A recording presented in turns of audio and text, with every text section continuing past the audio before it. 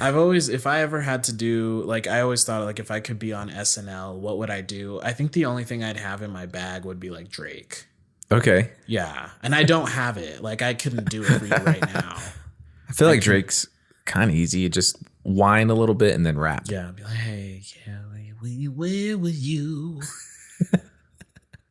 Where was you when I was shooting in the gym? Where was you when I was fucking around with Kim? We was really talking behind Kanye back. We was really giving that ass a slap. And I'm really in the H-Town rolling down the city. It's November 8th and I got a hand on a titty. I wish Drake was that hype. Yeah, right. He's not even that hype. Yeah, sometimes he'll try and you're like, Yeah, like he used to be. Yeah. Now he's just kind of like, I'm going to say something really fast like this and then I'm going to sing. Oh, no, no, no, no. But every time I got to say no, no, no, I walk up in the club like, oh, yeah. Yeah, yeah. Lights, camera, action. And nothing unites people like someone dying. Yeah. Honestly, it's sad and it's true, though. The candy corn industry is a money laundering front. What's the worst, like, acid trip you've ever had? Well, this is Redband Podcast, baby. Movies, music, conspiracies, deep existential crises. It's all inside and it's all unfiltered. So let's get started. We are here to talk about the Batman. The Batman. And you're really here to talk about it because I've seen it once. You've seen it once, and I think that's a good thing, though. I think it's a good thing that I've seen it 4 times and you've seen it once. I'm not like, how big are you on the Bat anyhow? I love Batman. Go, cool. Yeah. I think of the DC superheroes, that's my hero. Yeah. In DC. Do you like this direction? Do you like that instead of trying to do what Marvel's doing, they're just seeming to kind of go balls deep on a Batman cinematic universe, and that's what we need to do now. Yeah, I mean, we have so many Batmans now. Mm-hmm. We have more Batmans, I think, than we have any other rendition of anything, right? I would say yes. And like dating all the way back to Keaton and before with Adam West, R.I.P. Yep. And so, I mean, but like the rate at which we're getting new Batmans is like insane. Mm-hmm. But so at this point, I'm just kind of like, look, this is how it's going to be, right? Mm-hmm. We're going to be just getting new Batmans because they either can't get it right or, well, they got it right, actually. They got it right. They got it right. And then they were like, we got to do more. Yeah. So then you start over again. And you just keep recycling it and trying different things. So at this point, I'm just kind of like, let's see. Sure. What more what new can you bring to it? I'm curious. And I was really curious about Robert Pattinson, who we have talked about on the show before. Yeah. And I think this is kind of it is different. It's a different direction. It's kind of an adolescent Batman in a way. Mm-hmm. He still feels like he's still kind of new to his craft. He's got a suit that looks a little more homemade than any of the other Batman before. Yeah. It doesn't seem like he has all of the help and resources yet. Right. Like villains are just being developed, it seems like in this one. So I kind of like that. It's a little more origin-y. Yeah. In a way. So I'm on board. Cool. I'm glad you're on board. Yeah. I mean, yeah, it is more origin-y, and yet it's not the same origin. It's not, you don't see his parents get killed. Mm-hmm. It's implied. We've seen it enough. Yeah. Matt Reeves, brilliant. He knows that. Like, we get it. Yeah. We don't need to see it again. Right. Just like we didn't need to see Tom Holland's grandpa die, or Uncle Ben. Sorry. Wow. Call myself a Marvel fan. Damn. Wow. No. His Uncle Ben died. We don't need to see it. We've seen it. And even that being cool, because then they were able to do something else too. Mm-hmm. Kind of like how this one did too. They kind of did something else. They gave you some different Thomas and Martha Wayne stuff, Yeah. First of all, the revelation, and I don't know if this is canon, but that Martha Wayne is in Arkham. She's Martha Arkham. That was interesting as fuck. Yeah. And that they touch on Martha going in and out of institutions herself for mental health and coming from a very dark background, which is interesting for a few reasons. In Flashpoint, where Flash goes into a multiverse, there's a multiverse where Bruce Wayne dies that night, and then Thomas Wayne becomes Batman and Martha Wayne becomes the Joker. Whoa. And so it kind of almost touches on this, like, well, Martha Wayne, yeah, she was like in and out of Arkham pretty much fucking herself in this universe even. Also, it touches on the fact that Bruce Wayne clearly does have mental health issues too. Yeah. I mean, you go out, you dress up like a bat every night. Yeah. So you're traumatized. You saw your parents get shot in front of you. Yeah. So that was interesting as fuck, you know? Mm-hmm. But so this is, I've been thinking about that a lot. What you're saying. There's so many Batmans. Mm-hmm. So if we're really gonna make comic book culture mainstream, I think, movies, it's different. But still, you think about comic books in general, there's a lot of different renditions of a lot of the same characters. Yep. A lot of different artists and writers taking the character and doing what they will with it. Yeah. So, yeah, there's technically been Batman since the 1930s or 40s. Mm-hmm.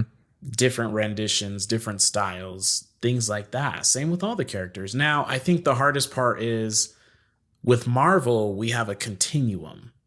Yeah. So there's not a lot of rebooting. So I think that's where it gets a little weird and difficult. Mm-hmm. Nolan, he got it right. Yeah. But with this one, I think we're seeing a lot where Nolan, what Nolan wanted to do is obviously make it incredibly realistic. Mm-hmm. And that's great. And at the same time, it's also, I think Matt Reeves is doing grounded, but I think it's going to be a little more comic book accurate. Yeah. Nolan, realistic, brilliant, genius. I mean, The Dark Knight is the consensus top 5 movie of all time. Mm-hmm. No one debates that. But at the same time, like, I see, what we're getting here, like you said, a little more origin story, a little more younger, a little more less seasoned, something for him to grow into. Mm-hmm. And I think we're also seeing, obviously, the detective element of the story. What did you think about that stuff, the detective stuff? Yeah, and I was actually gearing up to say that because we talked about with Spider-Man, where we're like, oh, the science Spider-Man was kind of lost a little bit. Like, it was there, but in Tom Holland's, we didn't see it as much. Yeah. And I think when I saw this, I was like, oh, yeah, we haven't really seen as much detective Batman as is portrayed in maybe the comics, or I don't remember Keaton or Clooney's Batman all that much, to be honest. But this one just felt a lot more detective-y, which I thought was cool. Yeah. I thought it really reminded me of like the Batman Arkham video games in like the tone and feel in the fighting. Yes. Like, and I mean, if you've ever played those games, that's what's so fun about them is like the fighting mechanics in them. Not to get too IGN video game nerdy, but it's fun. Like fighting in those games is fun. Yes. The way they design that is great. So that's what this reminded me of, which I was totally on board for. Mm-hmm. I loved that. That was cool. Yeah. And as much as Nolan is the GOAT for everything, he didn't have that. Yeah. That wasn't a part of his deal. Now, he released Batman Begins before the Arkham games. And we have to credit Nolan, I think, too, for also making huge shifts in Batman lore or what we consider Batman to be or his universe. Because from here on out, there will always also be a touch of Nolan and everything, especially with the Joker. Yes. I mean, every Joker since Heath's Joker has had like lipstick that goes beyond his lips and some sort of deformity. Yeah. Things like that. Except, did Leto have a deformity? Well, no, but he doesn't count. Yeah. He's the fucking. That's another thing I'm thinking about. So if because I blame the 90s. If we didn't have all those fucking Batmans, do you think we'd even feel that as much that way about it? That's a great question. It's almost like if Pac had not been shot and killed, would he be as idolized today? It's true though. You're right. It's true. Yeah. Would Tupac be like whatever now? Would he just be like? Would he be like Ice Cube doing family films? Right. Like, that would be awesome. That's a good point. Or, like, would you have imagined Snoop Dogg like hanging out with Martha Stewart, doing songs with Katy Perry, kind of a thing? Like, yeah. Can you imagine Tupac, like a Tupac Miley Cyrus mashup, or like Tupac and Tupac would have shot himself. He would have been like, this is, I'm not doing this. Yeah. This is the way it's going. Fuck Right. no. He would have been done. But that's a great question. Yeah. I feel like I want to say yes, that it still would have been what it is, just because story, even, Yeah. the story of The Dark Knight and the elements in it, the characters. I mean, just a real gold nugget. Yeah. With that movie. And then obviously the performance of Heath Ledger, regardless of who came before him. Yeah. That would be like, wow. So I don't know. What do you think? I mean, I don't know. I think because we had those movies in the 90s, the Keatons and the damn Clooney and what's the other? It's like some motherfucking random ass person to be a Batman. Except maybe Really? it doesn't. It's not Claude Van Damme, but it's Can you imagine? It's Jean-Claude Van Damme is the Batman. it's someone like that who played Batman that I can't fucking remember. If I could pull it up real quick, but because we had all those are a lot of Batmans to have. And then you get Nolan, and now by this time it's Val Kilmer. Oh, that's right. That's fucking Val Kilmer, which actually at the end of the day, like Val Kilmer, he's kind of a karate guy. It kind of actually makes sense for someone like that to play the Batman because of Batman's kind of fighting history. But regardless, I think because we had all those Batmans, and then some of them ended up sucking ball sack, and then we made the Nolans, or not we. I'm acting like I made the fucking Nolans, and then we started post, because the Nolans happened, and then the Justice League, and then the Snyder shit, and it's like, yeah, I get it. I get why people are a little exhausted on this. Yeah, sure. I get it. I get it. I think it also just feels like DC is a mess, obviously. Or it feels that way. And because I remember even seeing like the little DC hype trailer that they put together. Yeah. Where they're trying to show hey, we have a universe too. And my friend just started laughing. And he was like, oh my God, look at them trying. It's awful.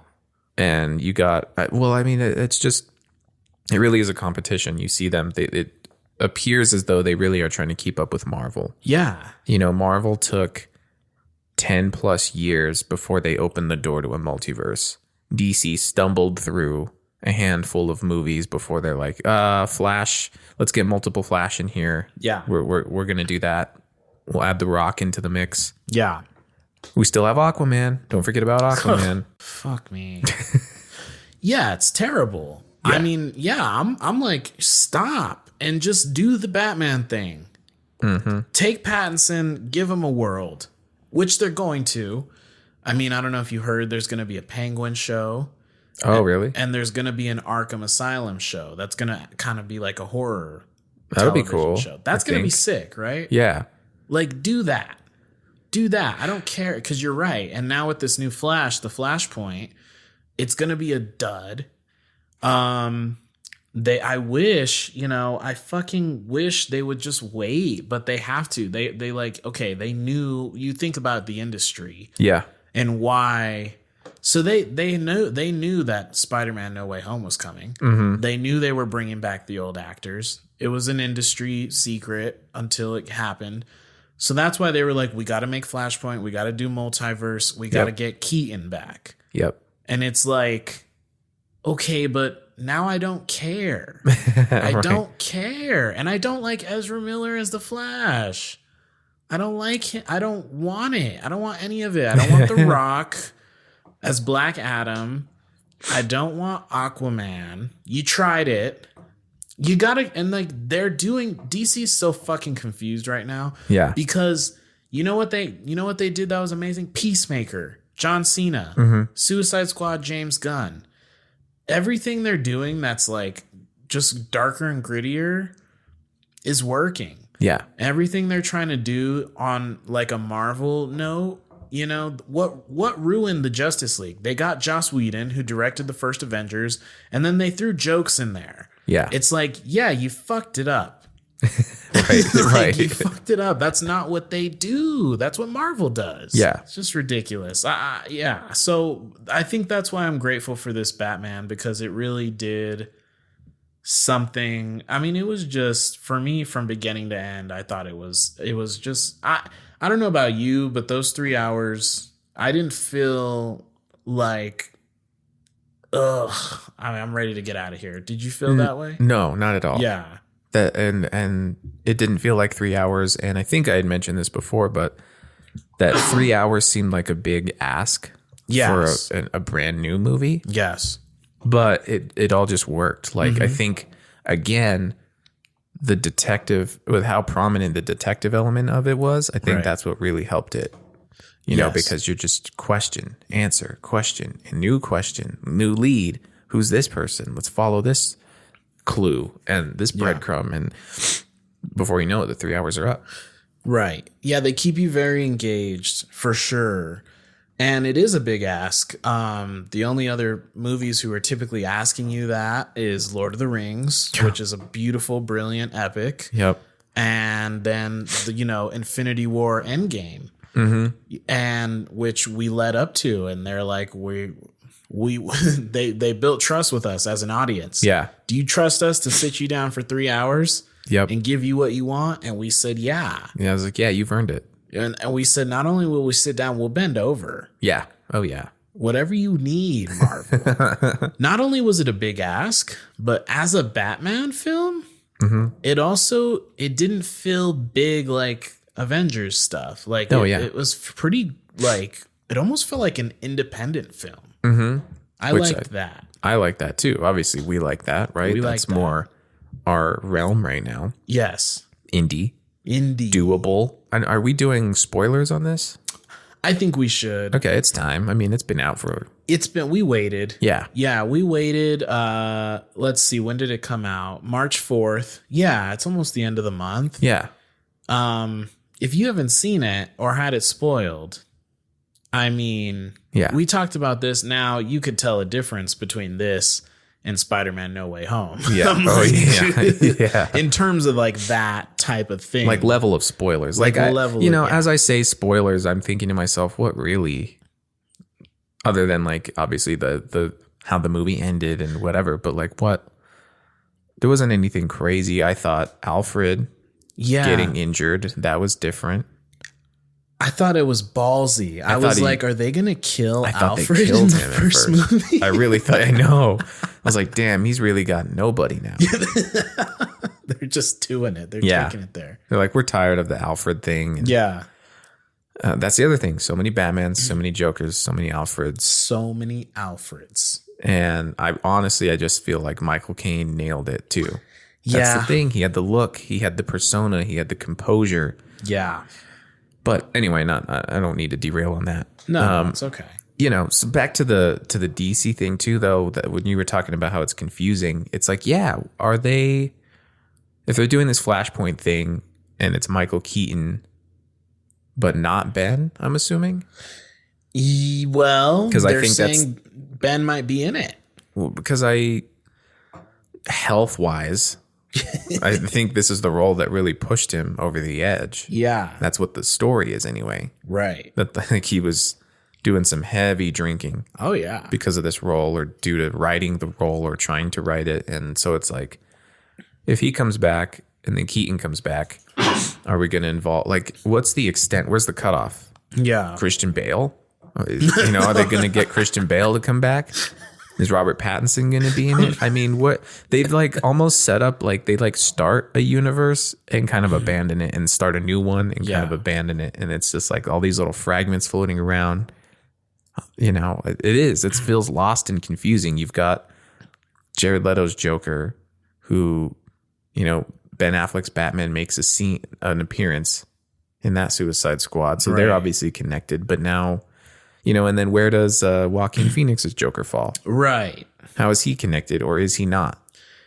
So I think what it's going to be like, because that's the thing, right? And it's like, we're getting the Marvel cohesive narrative. And I think we are very used to that. And I think it is the right way to do it. But like, I think with some of these things, God damn it, dude. I am not getting a clear throat today, and that's fine. Whatever. I look at the movie like The Joker. Mm-hmm. I look at it as like a one-off graphic novel. Okay. Not connected to anything. It's just, and there are Joker graphic novels that are just, this is no connection to anything. There's an artist and a writer. Yeah. They said, let's write a Joker story real quick. They put it out. So that's kind of how I'm looking at that. I mean, but it's true. So I'm like stuck in a rock and a hard place on that, because there's a part of me that's appreciative of the comic book format and understanding that you're going to get multiple different renditions of multiple different characters. And then there's a part of me that's like, no, Warner Brothers, you don't get that excuse from me. Yeah. Because of what you guys have clearly done. You know what you did. You screwed up, man. And you were trying to do it the Marvel way, the right way. Yeah. I would say the right way, at least, because it offers a continuum of storytelling. Mm-hmm. And yes, people are confused. So the way... Yeah, Ben, I don't know. Supposedly he's making an appearance. I don't think Pattinson, I think what Reeves is going to do is what Nolan did. It's its own thing. Yeah. Yeah. And like the Batman universe too is so extensive. Like there's so much to it. Like you really could explore, which you said they are in a show like an Arkham show. Mm-hmm. And if you're going along the lines of like Joaquin Phoenix's Joker, you could almost explore a Joker universe in a way where he was the first Joker and inspired a whole line of Jokers to come after him. Yeah. So, exploring the Batman universe alone, I think would be cool.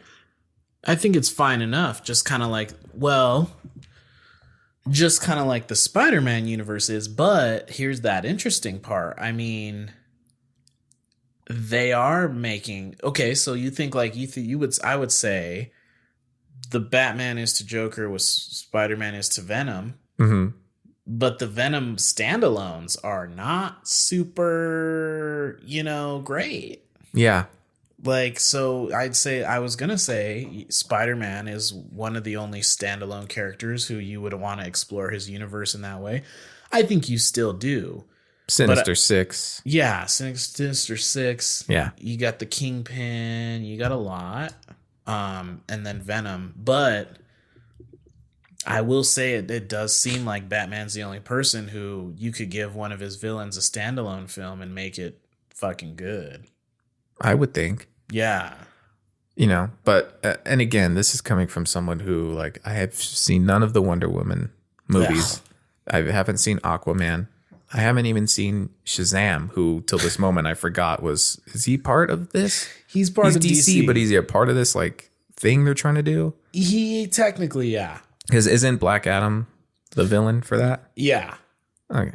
Anyway, look, DC's a mess, but the Robert Pattinson Batman is why we're here. It's so hard to not like to talk about a DC movie and not talk about how they're just like fucked. Well, that's, I'm interested in that conversation. I mean, as much as I want to talk about the Batman itself, I mean, there's 1,000 of other podcasts and YouTube videos that are going to break down every fucking scene. That's and yada, true. yada. Like, I am interested in that element of the conversation. Yeah. Because it just, I don't know. It's harder to get invested, I think. Mm-hmm. I went to see this because I'm a Batman fan. Right. Not because I'm like a DC Universe fan. Right. And so anyway, just from a Batman standpoint, also, I think it was this one, right? Where his bat chest plate is supposedly made out of the gun parts of the gun that killed his parents, which I thought was really cool. Yeah. Really cool. It's funny how they use it for a second. Like, and it's just so he can cut through that little bit of like caution tape. Yeah. To get through back to the Riddler. It's like he couldn't have just like ripped it open or like ducked under it. And then like that's the whole point of that scene, is to show you that little bat symbol like comes off. Mm-hmm. And that was kind of funny. Well, and two, I mean, there's a 4-hour cut that was being shown to test audiences. Right. So you wonder what was cut. A whole hour's worth of footage. What what do you think more they did? Was it just more like riddles, or? Yeah, I could see there being like some more riddles. I could see there being maybe some more Alfred, maybe some more Penguin shit potentially. And then obviously the 5-minute scene we just watched. That's right. If you guys haven't heard, by the time you're listening to this, we have another Joker. Yeah. Yeah. The guy from, which is why we were talking about it at the beginning of the show, the guy from Eternals. Don't remember his character's name. His actual name, I can't pronounce the last. It's Barry Keoghan? It's Barry Big Old Dick. Barry something. Yeah. He's now supposedly going to be the next Joker. Listen, that's where I am. I understand everyone's opinions, frustrations, exhaustion, but I'll take Batmans and Jokers till the day I fucking die. I don't give absolutely. a fuck. That is the Joker for sure is one character that I'm like, yeah, let's see what they do with it. Let's see what they do. Yeah. Well, what'd you think? I mean, so let me just preface it with this. Obviously, he's not supposed to be a finalized, realized Joker yet. Mm-hmm. Matt Reeves said he was a serial killer that Batman already took in. Mm-hmm. So him and Batman have already had a thing.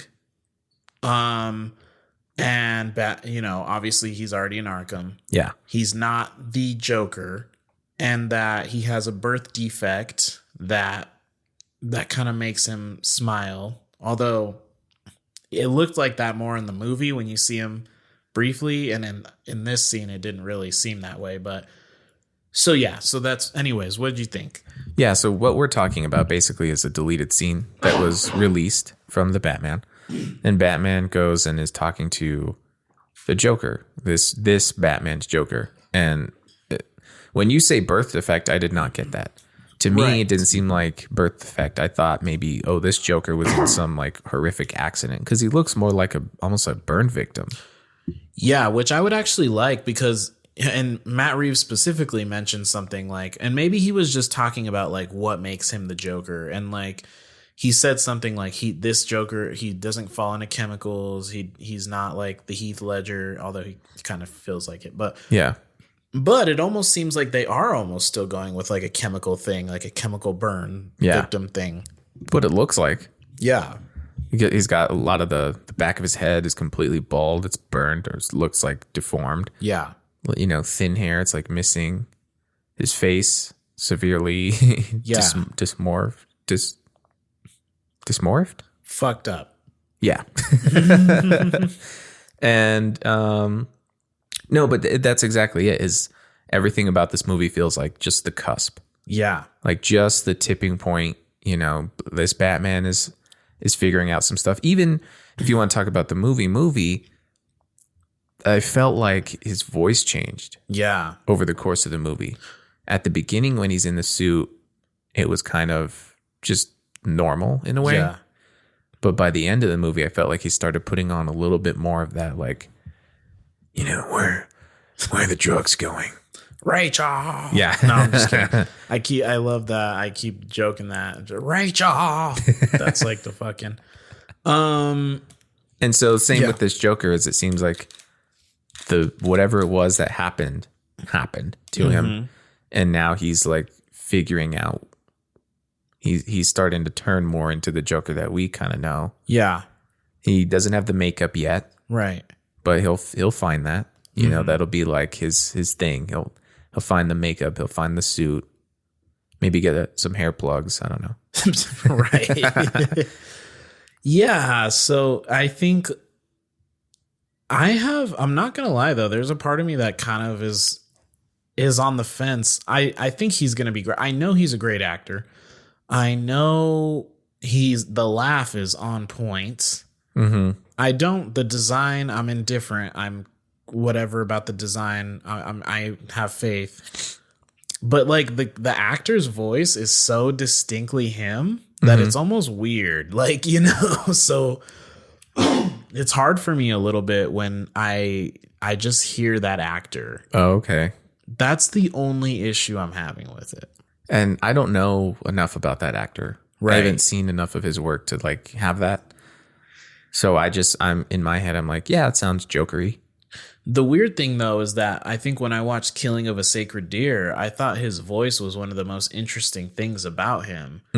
So I think it will translate. I just think that you have this idea about the Joker, and then I hear this actor's voice, which is super distinctly him. And I'm like, there's a bit of a conflict there, but I'll get over it. Yeah, I think so. So a couple of things about that scene that are interesting. I mean, I know why they cut it. And they cut it, I think, because it... what's the phrase I'm looking for? What's the kind of phrase for show, don't tell, I guess? Exposition? Well, exposition is like when someone just says everything. Right. Yeah. So that scene's full of exposition because a lot of the stuff he's saying in that scene, like there's no reason to have that scene in the movie because it's supposed to be found out like through lack of exposition for sure. So kind of like, like the Joker's pretty much just saying everything that it is. It's like, this Riddler guy, he's a nobody who wants to be a somebody. His motives aren't political. This is very personal. Maybe he's a fan of you, Batman. And then he tells Batman, like, he tells him pretty much like the deep down inside, you think you don't know if the Riddler is right. Deep down inside, you think that these people deserved it. Yeah. And so of course they cut it. Cause like if we would have seen that movie, Joker's pretty much telling us like everything. Yeah.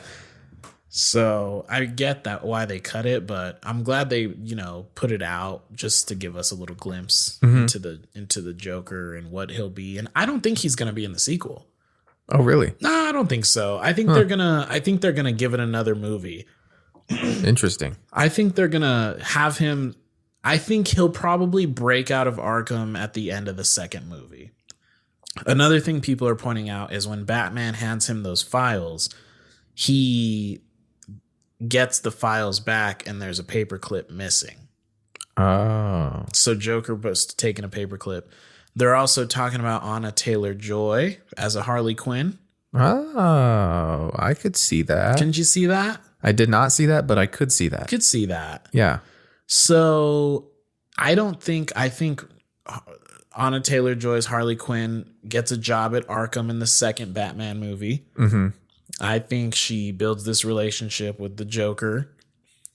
Little nuggets throughout the movie. And then some other villain will be the main villain. And then at the end of that second movie, it's going to be a big... That'll be like the cliffhanger. Is like Batman's like, wow, I really saved the day again, guys. And then he gets a Joker card. Yeah, right. Exactly. And obviously they not teased. I mean, Penguin, he's called the Penguin and he's throughout the whole movie. Yeah. But obviously, I think he's on the cusp of like being pushed to become full on Penguin. Yeah. And that was the biggest surprise to me is when I found out that was Colin Farrell. Yeah. How about that? I was like, whoa. I did not get that at all. No. Like he really like good job on wardrobe, makeup, costume. He disappeared. They'll be in the running for some Oscars, makeup and all that. Oh yeah. Because he disappeared. Yeah. And he was completely different. Yeah. And he was the comic relief. Yeah. That was the best. Mm-hmm. There's nothing funnier than they have him there. They're like interrogating him, and he shows him the picture of the friend or the guy, the cop that died. And he's like, "Hey, don't show me that. What are you doing?" You know? Yeah. It's fucking hilarious. Yeah. Well, he was great in Horrible Bosses. Yeah. He was funny. He could really do some other stuff. And I think he likes to. When you're hot like him, you're like a hot motherfucking guy. Like you're just one of the best looking people in the world. Of course you want to play ugly people when you're acting. Cause like, what? I'm just going to be hot all the time? No. Like that's not acting. You got to know what it feels like to be normal. Yeah. Exactly. Yeah, you can't just be like, oh, I'm another hot guy doing hot guy things. Mm-hmm. Like, fuck no. Like, put some makeup on me. Let me play a fat mobster. Yeah. You know, hell yeah. With a cleft lip. That's right. what they were going with that penguin. Oh, yeah. Yeah. And so how'd you feel about Paul Dano's Riddler? Brilliant. Mm-hmm. Absolutely brilliant. The best thing about Paul Dano's Riddler is I think no matter what Riddler you're looking at throughout the history of Riddlers, and there's not much, but I think even there's more like maybe in the cartoon animated versions of Batman, you see that like to me, what made it just pure Riddler is the kind of whininess towards the end. Because I think that's usually where the Riddler finds himself. The Riddler usually finds himself outmatched or outsmarted, although that didn't necessarily happen here. I mean, it did, you know. I mean, he even threw a fit whenever at the end, realizing that Batman had saved the day. But yeah, like it's just a brilliant depiction for a lot of reasons. First of all, because there's a new version of it. Yeah. Where it's kind of like the Zodiac killer, serial killer type of thing. The ciphers, which is such a cool idea for the Riddler, I think. I mean, I don't know what people want. You see some people in the YouTube comments and they're like, he should have had a top hat and a monocle. And you're like, get the fuck out of here. If you really think that would be better than this like Zodiac killer depiction. Yeah. And again, he might stumble into that. You know, he might get that look. And right. You're on the nose with that. And I would dig that. Yeah. Him coming out of jail or out of Arkham. Yeah. Kind of like donning that new little look. A darker version of it. Darker, yeah. Not so Jim Carrey-esque. Right. But like, you know, Definitely I could see. Not. Yeah. Yeah. Yeah. And then what I liked is with the Riddler, it wasn't. And I think Batman realizes that too towards the end, which is that kind of conflict that Joker talks about in the deleted scene, which is like, you don't know if you agree with the Riddler and what he's doing. Mm-hmm. And you don't know if those people deserved it. But the thing about the Riddler has nothing to do with getting his justice. It was an ego trip. It was about his ego. Yeah. Which is why he's on social media getting clout. And he's like a fucking 4chan incel at the end of the day. And he's playing this menacing role. But really, when he's stripped down and he's losing, he's a little baby cry. Little throwing a fit little baby child. cry. Yeah.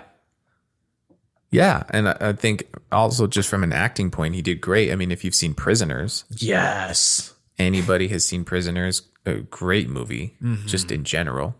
But you see, like, okay, yeah, he's capable of pulling off that, like, weird, creepy, psychotic villain. Yeah, that's my favorite thing about it is I thought I was getting a sense throughout the movie that he was just going to be like kind of menacing the whole time, which I wouldn't have hated.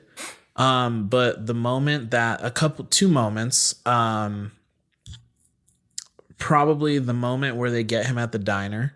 Yeah. And they show him the 2 IDs and it's like, which one is you? And he's like, you tell me. I was like, oh, we're still getting kind of a cartoonish Riddler. Like, it's not just going to be the dark, gritty, grounded. There's still a cartoonish element to him. Yeah. And then, of course, when they're in Arkham and he thinks Batman and him are working together, which is a beautiful thing. And I love that there's this thing I think that's the best thing about this movie. The best part. There's a lot of amazing scenes. My favorite scene is when he goes to the nightclub and he fights everyone and they open the door. You know who I am. Fuck God, I got a hard dick for that. But but the best thing about the movie is Batman and Riddler aren't able to outsmart each other, and they both miss something. Because I don't think Riddler knows Batman's Bruce Wayne. Because he said, oh, Bruce Wayne. And then he says he's the only one we didn't get. Oh, yeah. So Batman's sitting there thinking, oh, fuck, he knows it's me. And then he says he's the only one we didn't get. And it's like, which honestly, there's a little bit of plot hole in there, I think, just a tad bit, because you would think, come on. I mean, I think should be a part of Riddler that would connect those dots, but he doesn't, whatever. And then this whole thing about Riddler thinks that him and Batman are friends and working together. Yeah. And so that's amazing. And then that whole thing of like, Batman's like, no, I'm not your friend, pal. Yeah. And then he goes, no, this is how it wasn't supposed to go. Yeah. I had it all planned out. When he starts doing that thing, it's fucking amazing. It's like that real like pouty Riddler. I can't believe I'm losing. This is not how I thought it was supposed to be. Yeah. But then Batman misses the Riddler's last thing, which is the carpet tool. And so they both miss something on each other. Yeah. Riddler misses that Bruce Wayne's Batman, and Batman misses that the carpet tool is to rip out his carpet and show his true plan, his confession, my confession, the last thing in the card. And the Riddler's like, oh, it was all there. Oh, you missed it? And then he's just, oh, you're really not as smart as you think you are. And then he sings Ave Maria. So that whole scene's amazing. A beautiful picture you have painted for us. I hope anyone listening, I hope you have seen the movie. Yeah. And I didn't just ruin it, but because there was a lot there, but there's a lot. No. And I come back to the fighting. You mentioned like the fight clubs or the nightclub scene where he fights everybody. And I remember when the trailer came out and they showed that scene where he comes across those thugs. And the first guy goes to try and take him on and he just like grabs him, snaps the arm, punch back. Like, man, that's the shit that like me and my brothers growing up, that's how we would play fight. Yeah. We would play fight and they would like come at me and I would do all those moves and I'd be like, like just brutal like that. So when that trailer came out, I went back to my roots as a kid play fighting. And I was like, yeah, this is the shit, man. This is how you want a Batman to fight someone. It's just unrelenting. He doesn't use guns, but he's got those pistols right there, those fists of fury. Yeah. And so I really did love that. Yeah, I don't think any Batman movies really captured that. No. I mean, like like you said, the Arkham games kind of, yeah. I think about Christian Bale's Batman. And like I feel like he was slow but powerful. Right. Like his movements were slow, but he could, it just, you could almost see him winding up every single move. And they were technical and calculated moves. Yeah. And yes, slow and powerful, but it definitely wasn't like, and that's the thing about the Arkham games is like, it's a video game context. So even though Batman is big and brooding and bulking, he can still be as quick and agile as anything. But yeah, that translates different in a movie. Yeah. But this is the first time that, like, I think we've seen that a bit, like that true, like, agile fighting style. Whoa, that rhymed. Yeah. Agile fighting style. Yeah. We spit bars here. We spit bars. Let it be known. Let it be known. Do you think we were teased Robin in this movie?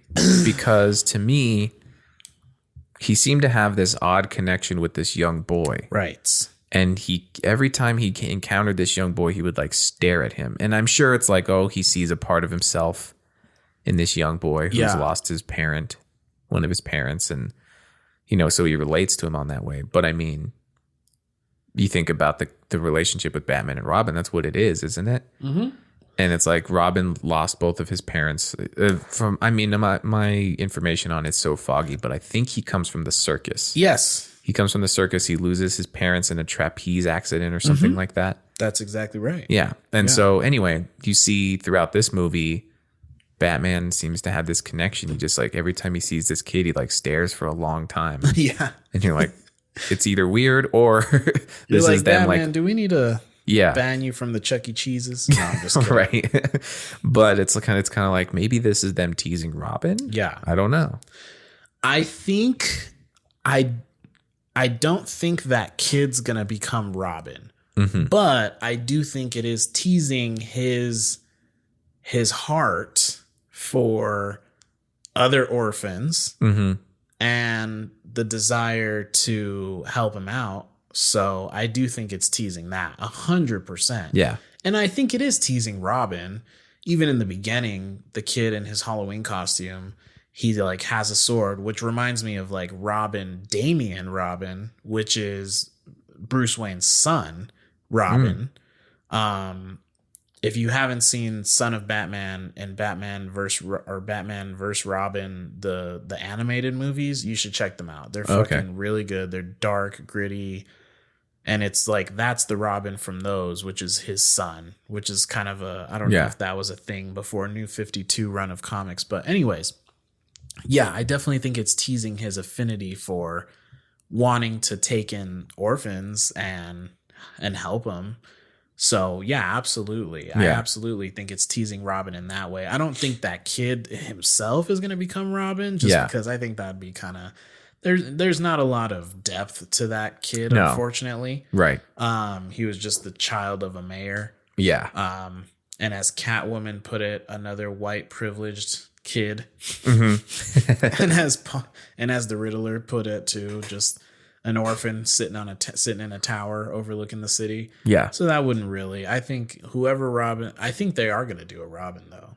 I think so. Yeah.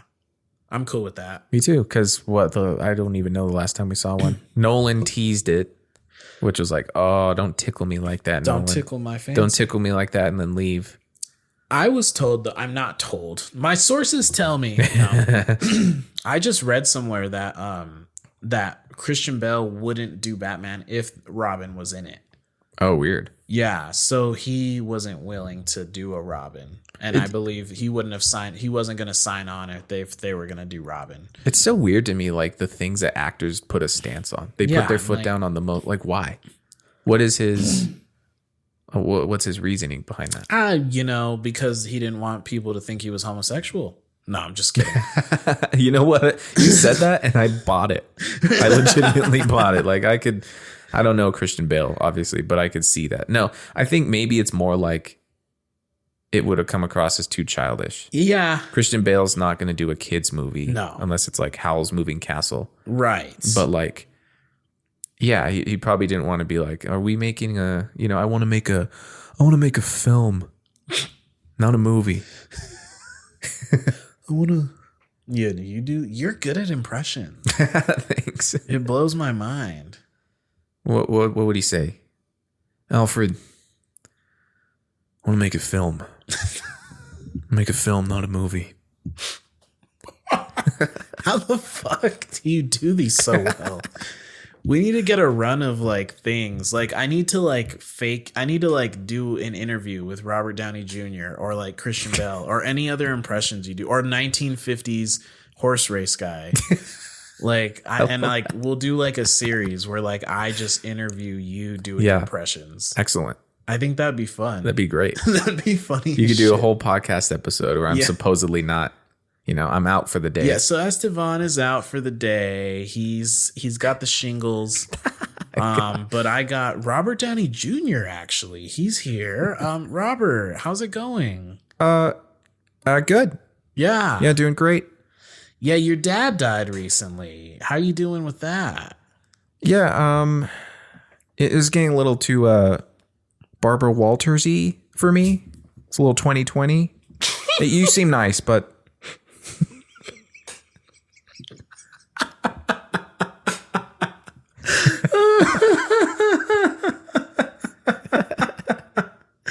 holy cock, that's so funny. Okay.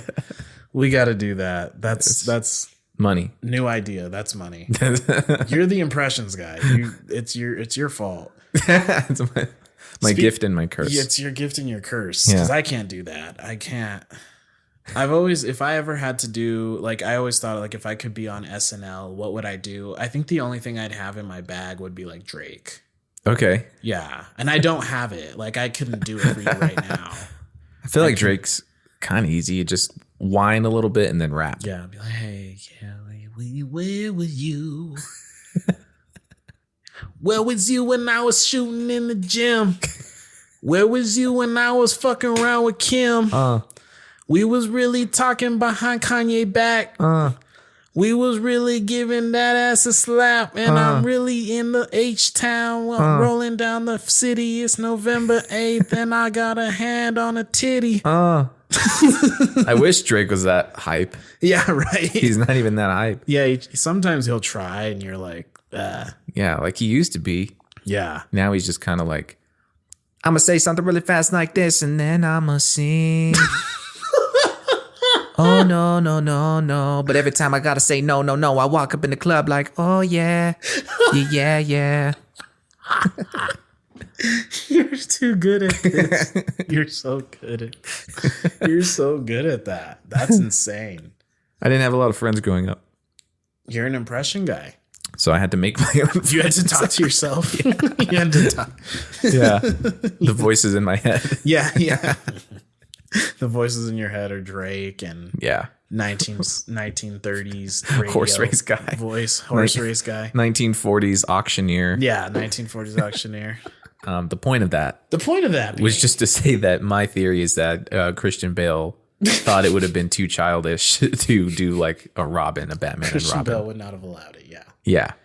Nolan, I don't even think he wanted that. He probably wouldn't have. I mean, he's their mindset, I think, is more like, let's do grounded, let's do realistic. Yeah. It's not realistic for some circus boy to come flailing about the city of Gotham with Batman. Right. Yeah.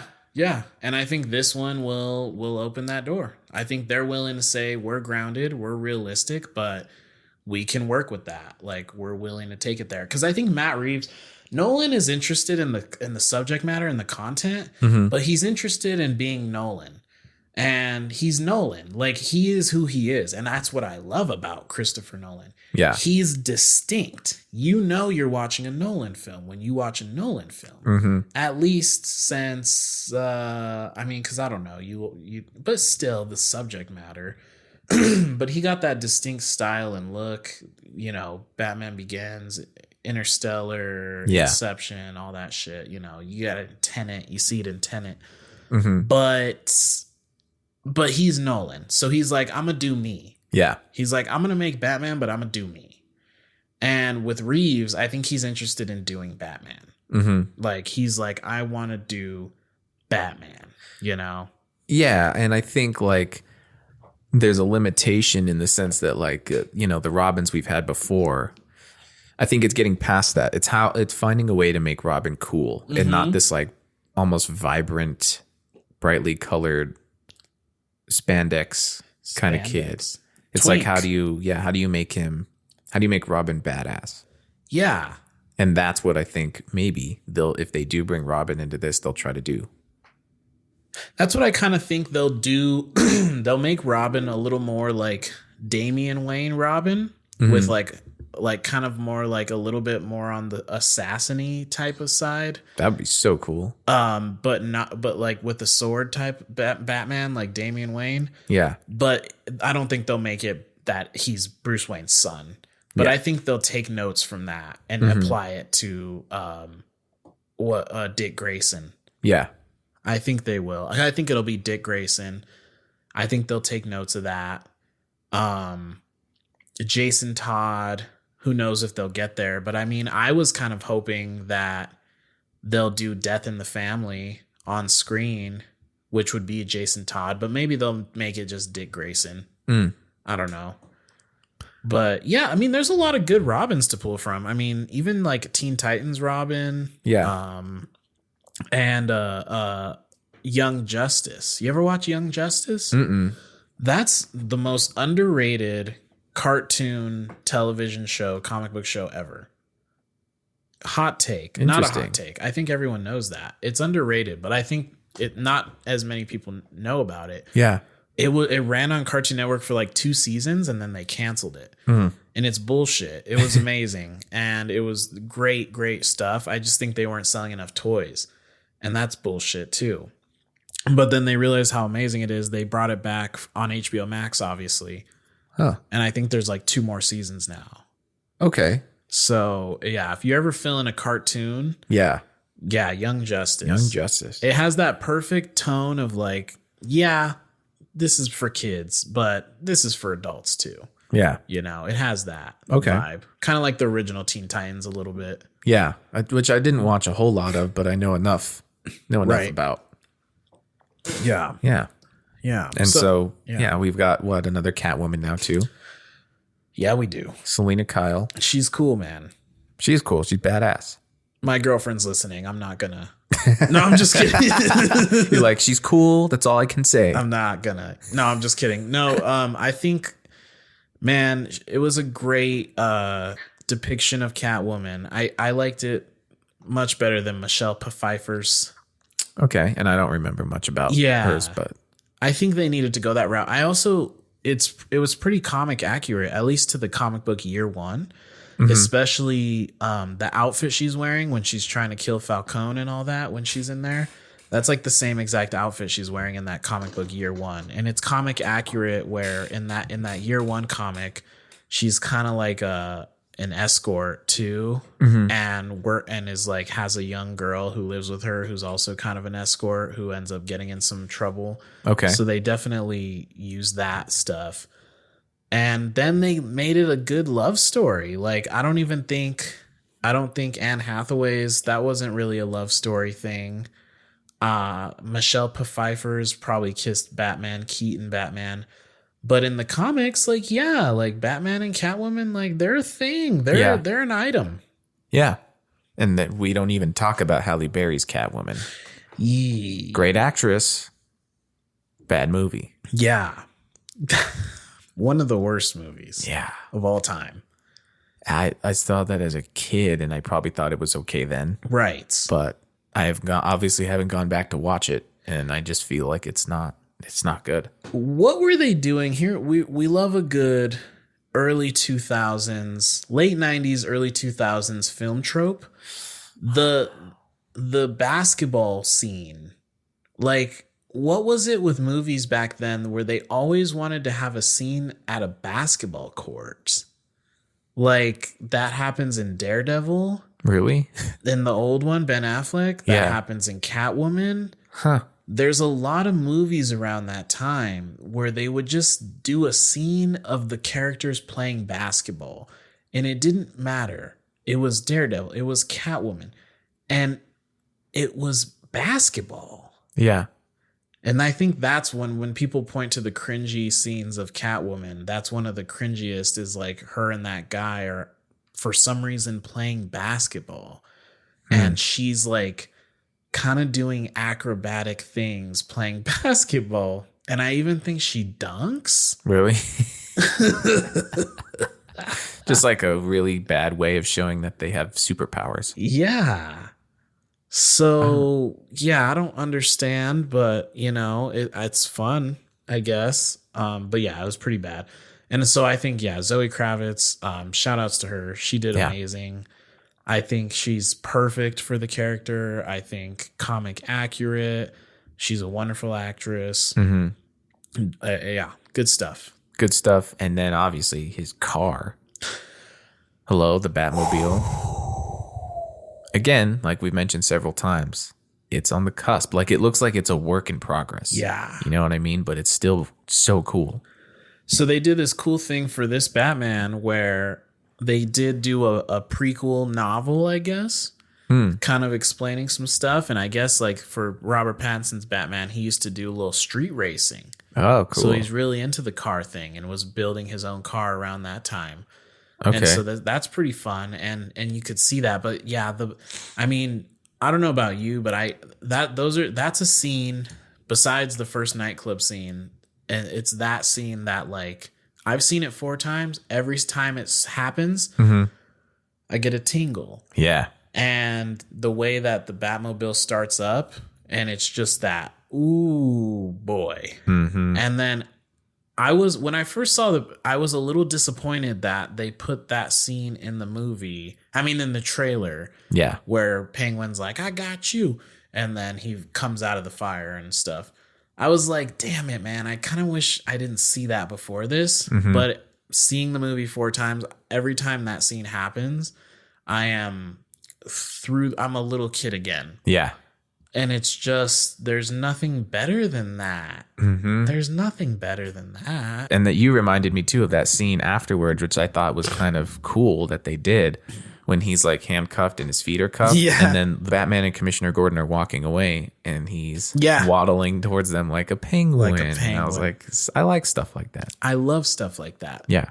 Even with the way his voice has like a squeak to it, almost like a bird. Yeah. Like a squawk of a bird. Yeah. The details are amazing. Which we completely skipped over Gordon. I really liked this Gordon. Yes. A lot. Yes. Nailed it.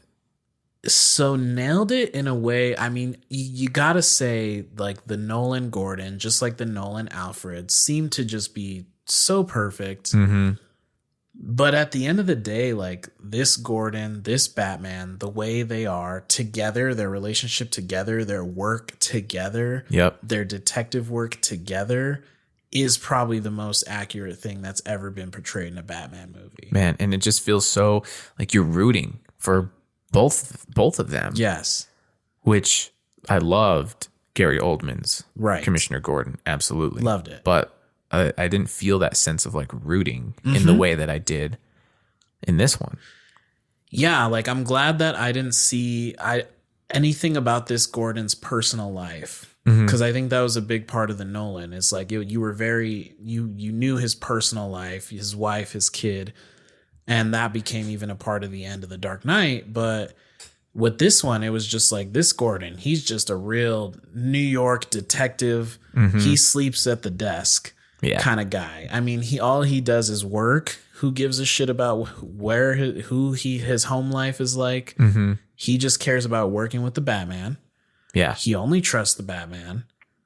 And I also like that they didn't do like a cliche like the Riddler's coming after Gordon. I like that that Batman was like, you're a good cop. He's not going to try and get you. Yeah. That was cool too. That's true. That's a good point. Yeah. Yeah. It wasn't like, oh, he's in danger. It was just like, no, like the Riddler really is only after corruption. Yeah. So, and then there's nothing like, I think the scene that really gave it like, you've never seen anything like this before with Batman is definitely when him and Gordon go into the Old Orphanage. And that's what's fun about that Batman, because it's like, this isn't like, he's not flying around doing anything crazy. Like he has a flashlight and him and Gordon are investigating, you know? Yeah. I think my brother's one gripe about the movie was that this Batman just kind of like walked up to stuff. Yeah. like you think about like other Batman movies, especially Christian Bale's, he played within the shadows. Yes. Right. It was like if a group of thugs are standing in a room, he's in the shadows and picks them off one by one. Right. And Pattinson literally is like, he's at like, the nightclub, he's like, yeah, I'm here. Yeah. Let me in. So, but I think that's going to be part of the learning process. The development. Yeah. Yeah. because I think he's going to learn pretty quickly. I was actually thinking about that last night. Like, he's probably not going to try and get shot as much anymore. He's probably going to think about that a little. Yeah, he's going to be tactical. like, God damn, I got shot a lot. Maybe I should avoid getting shot. Yeah, that's true. He does Point get blank lit in the up. chest. Yeah. And so, and yeah, that's going to be part of the development for sure. I think they showed a couple of things like that. But yeah, the second time he showed up, or at the end, he breaks the glass, comes in.